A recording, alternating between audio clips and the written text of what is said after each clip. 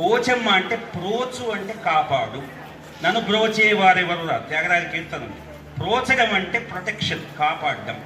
మమ్మల్ని కాపాడే తల్లి చక్కని తెలుగు మాట అది. ఎలాంటి సంస్కృతంతో సంబంధం లేనటువంటి అచ్చ తెలుగు మాటలో తెలుగువాడు ఆనాడు సంస్కృతం రాకపూర్వం ప్రోచే అమ్మ, నన్ను కాపాడే అమ్మ అనే దృష్టితో ఆ తల్లిని రక్షించాడు.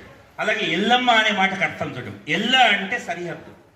సరిహద్దుల్ని ఆ రోజు గ్రామం అనేది ఒక సెల్ఫ్ రిలయంట్ ఎకానమీ అది. గ్రామం నుంచి ఇంటి పిల్లల్ని కూడా గ్రామంలోనే ఇచ్చుకునేవాళ్ళు. గ్రామాన్ని కాపాడే పొలిమేరలో ఉండే తల్లని ఒక అర్థము. ఎల్ల అంటే ఒకటి సరిహద్దు అనే అర్థం ఉంది. ఎల్ల అంటే అంతటా. ఇప్పుడు ఎల్లమ్మ అంటే అర్థం ఏంటి? అంతటా వ్యాపించిన తల్లి అనండి. ఎల్లమ్మ అంటే అర్థం ఏంటి? అంతటా, ఆమ్ని ప్రజెంట్, అంతటా వ్యాపించిన తల్లి. ఎల్లమ్మ, పోచమ్మ. మహిషమ్మ అనే మాట మహిషమ్మ నుంచి వచ్చింది.